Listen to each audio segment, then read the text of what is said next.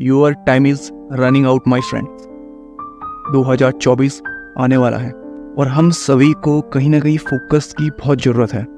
Focus build करने के वैसे तो बहुत सारे तरीके हैं, लेकिन उनमें से सिर्फ एक तरीका ऐसा है जो बहुत ही साधारण है, बहुत ही सरल है।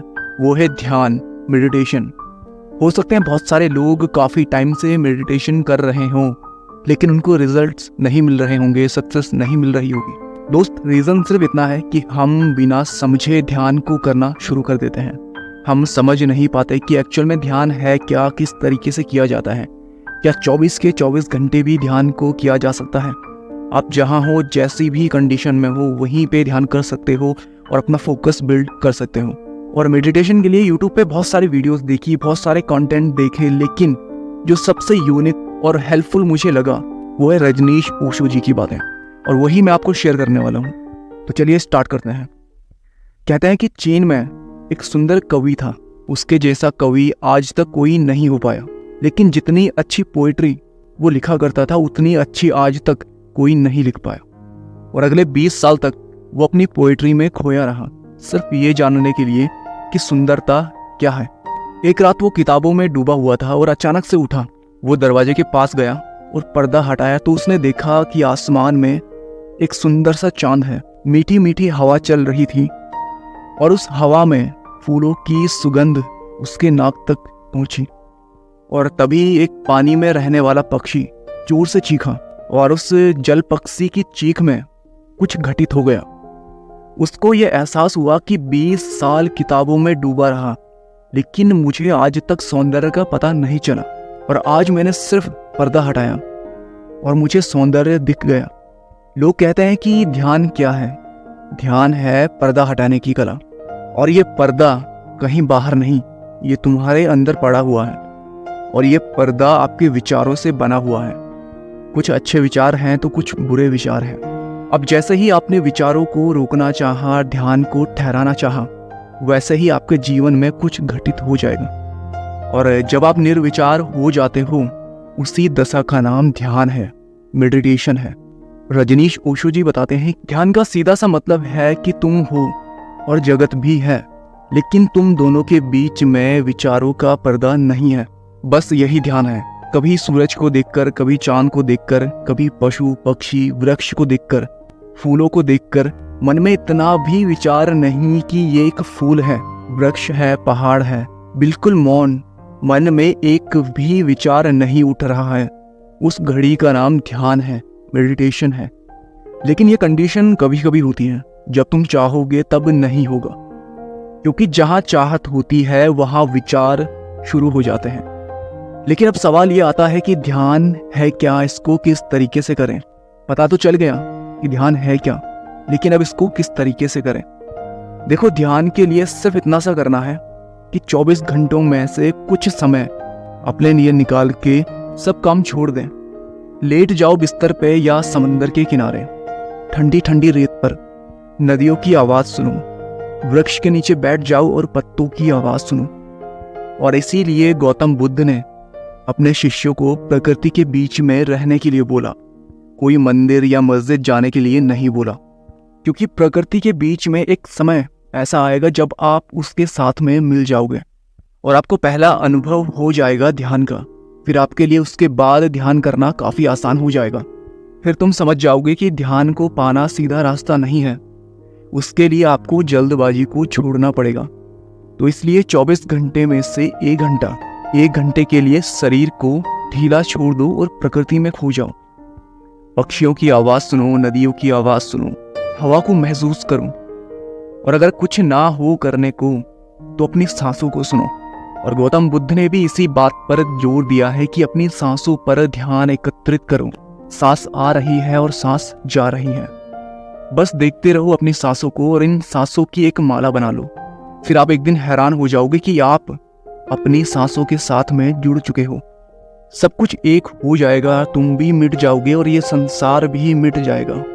और इसके लिए सबसे अच्छा समय तब है जब सारा संसार, पूरा जगत सो रहा हो।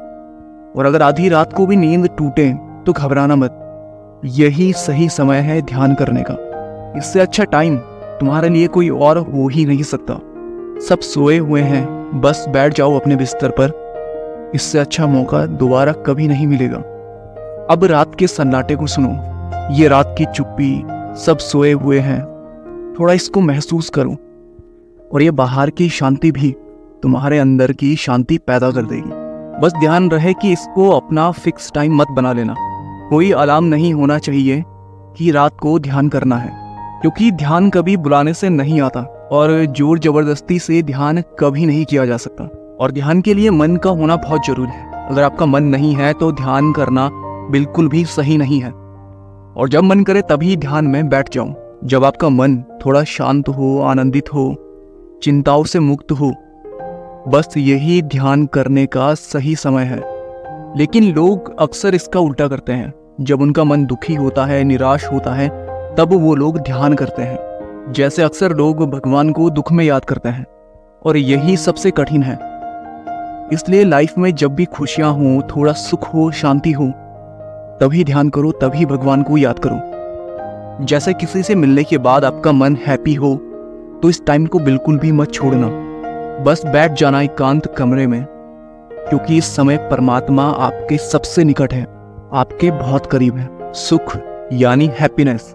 सुख का सीधा सा मतलब है कि आप भटकते भटकते परमात्मा के बहुत करीब पहुंच चुके हो।